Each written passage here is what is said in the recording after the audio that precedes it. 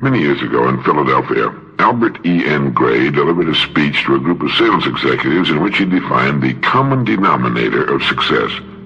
He told his audience about the one factor present in every success story that has ever been written, and he gave in part the answer to one of the most perplexing questions of our time. Why, in a world where success is available to everyone, do so few succeed? His answer went something like this.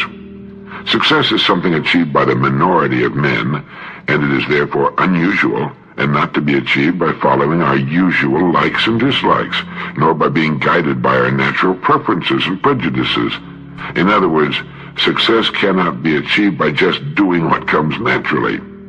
Gray then said that the common denominator of success is forming the habit of doing things that failures don't like to do. Let me repeat that. The common denominator of success, the determining factor in outstanding achievement of any kind, is forming the habit of doing things that failures don't like to do. What are these things?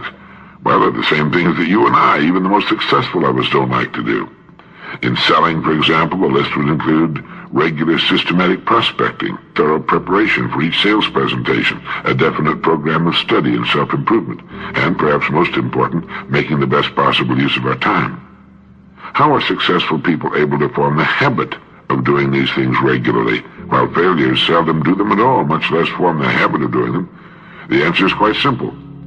Successful people are influenced by the desire for pleasing results. Failures are influenced by the desire for pleasing activities. They're inclined to be satisfied with such results as can be obtained by doing things they like to do. Now, early in his career, the successful person forms the habit of planning his days in advance, sticking to that plan if possible, and getting the greatest good out of every available hour. I'm certain you'll agree that this isn't as easy as it sounds. There are distractions that tend to undermine even the best plans. There's often something we'd rather do than our work.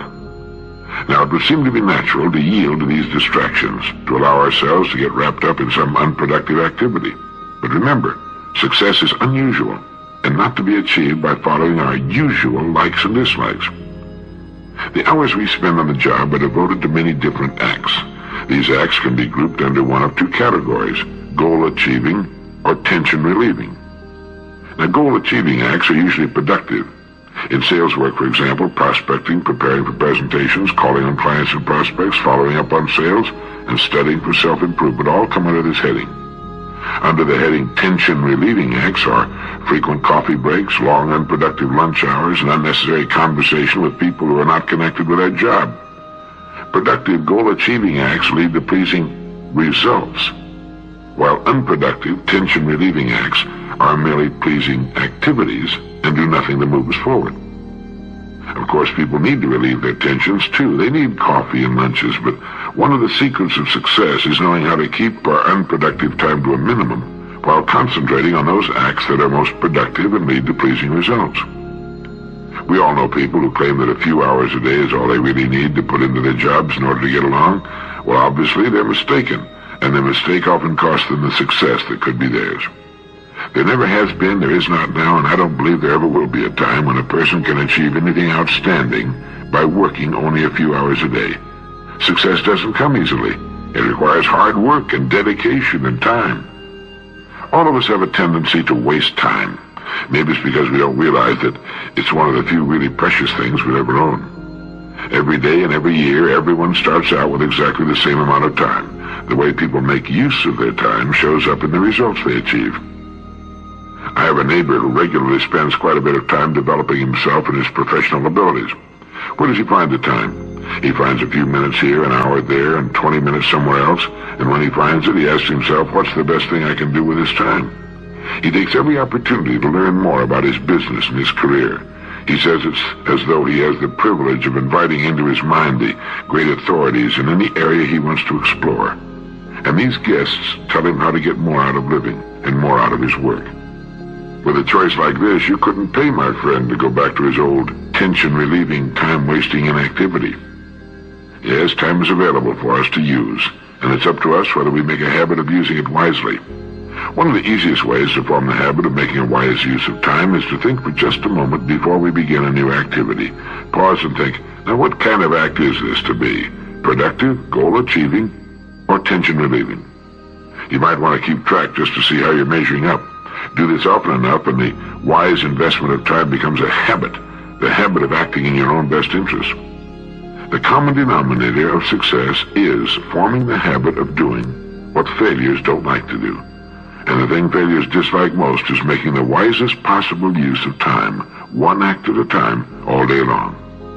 Form this habit, and as William James put it, you will wake up one fine day to find you're among the competent ones of your generation. This is Earl. As General Sherman said, war is hell, and anybody who's ever been close to one will agree with that. However, war, or the prospect of war, has motivated our scientific and technological people to some almost unbelievable achievements. Compare, for instance, our old World War II anti-aircraft guns with the new rocket-powered air defense missiles.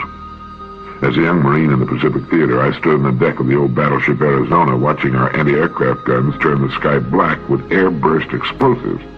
But I didn't see many hits. As a matter of fact, I didn't see one hit. Nowadays, though, we have computer-launched, rocket-powered, heat-attracted missiles.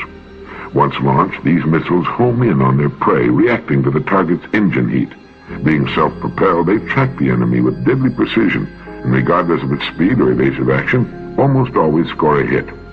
Now, I see a parallel, and I think you will too, between the old and the new weapons systems and the way in which many of us operate. Take a salesperson, for example. Some salespeople, like the old anti-aircraft projectiles, aim at their target as best they can and proceed along a predetermined sales track. But if their target, the prospect, fails to perform as predicted, they miss the sale. And if they miss by an inch, they might as well miss by a mile. In selling, one doesn't get paid for near misses. Other salespeople, like the new heat-attracted missiles, sense the prospect's reactions and adjust to them. Personal interaction with the prospect guides their presentation. They can double back, change pace, or make other creative modifications necessary to close the sale. And the difference between these two types of people lies in what's been called empathy-ego balance. And it's applicable not only to salespeople, but to men and women in all areas of activity where persuasion and communication and leadership are important. David Meyer and Herbert M. Greenberg discussed this in the Harvard Business Review. I see empathy as the ability to imaginatively project ourselves into another person's situation, to stand in his shoes. The man who possesses great empathy can sense the feelings and reactions of others and can change course as the situation changes. The empathic person, for example, picks up an infinite variety of cues and clues about his listener's feelings and convictions. He is, in effect, experiencing these along with his listener. The person with little empathy functions like the old weapons. Once he launches into a subject, he follows a given course of action with little regard or awareness of the feelings of his listener. Now then, ego means self, as in self-restraint, self-respect, self-esteem. To understand this, we have to disregard the popular but inaccurate conception that equates ego with big-headedness or conceit. The ego we're talking about here is the mental picture a man has of himself and his abilities. Ego provides the drive a person needs. It's his propulsion. His ego makes him want and need to succeed, not just for the money or merit to be gained, but for a deeper and more personal reason. His self-image improves dramatically with success and diminishes painfully with failure. Ego provides a strong competitive instinct to win every race every day, a will to win that triggers extra energy when extra effort is needed. Now, both empathy and ego are functions of the mind and powerful tools in any interpersonal situation. Best results are achieved with a strong balance of both empathy and ego. The key is balance. Let's go back to our sales example again and examine what happens when a salesperson's empathy-ego combination is not in balance. The one with lots of empathy but too little ego drive may be a fine person. He's a good guy and has many friends. You'd think he'd be a top producer, but he usually isn't. He gets along with the prospect, understands him, and frequently brings him near the close, but he lacks the ego drive to move the prospect that final inch to the sale. People like him, but too often end up buying from someone else. Now, just as inadequate is the salesperson with lots of ego drive but too little empathy. He'll bulldoze his way through to some sales, but failing to understand his prospects, he misses many more. He forgets that a sales situation is not a contest where one person wins and the other loses. Either both win together or both lose. So you see, the key is balance, that wonderful balance of a strong sales drive and a deeply empathic nature. Those who have cultivated this balance are invariably found at or near the top. So how's your empathy-ego balance with the people you come in contact with every day? If a need for greater empathy is indicated, this is an attribute that can be developed with practice. You might recall the advice Atticus Finch gave his young daughter Scout in Harper Lee's great novel To Kill a Mockingbird. He said, "You never really understand a person until you consider things from his point of view, until you climb into his skin and walk around in it." Remember, everyone needs friendship, prestige, independence, achievement, and group membership. And in addition to these universal needs, each individual has his own particular interests and desires. Keeping his needs in mind will help you see things from his point of view, get a feeling of what's taking place inside his skin. Trust that feeling, act on it, and you'll find your empathy increasing with use and practice. To become stronger in the ego department, you might consider that all the great leaders are individualists with a healthy degree of self-esteem. Reasonable egotism is part of character and strength. Don't demean it in yourself or others. Reflect on what others have accomplished, men having no greater opportunity or personal resources than you now command. Your ego drive will increase with an increase in your knowledge of the range of accomplishments you can achieve. An improvement in your self-image, a raising of your goals, will open the door in the wall you may have unknowingly built around yourself by past performance, past environment, past thinking. The man or woman with a strong empathy-ego balance is dynamic and self-reliant, has endless drive and energy, and is concerned about other people and himself. He's mentally balanced to solve the problem, achieve the objective, hit the target.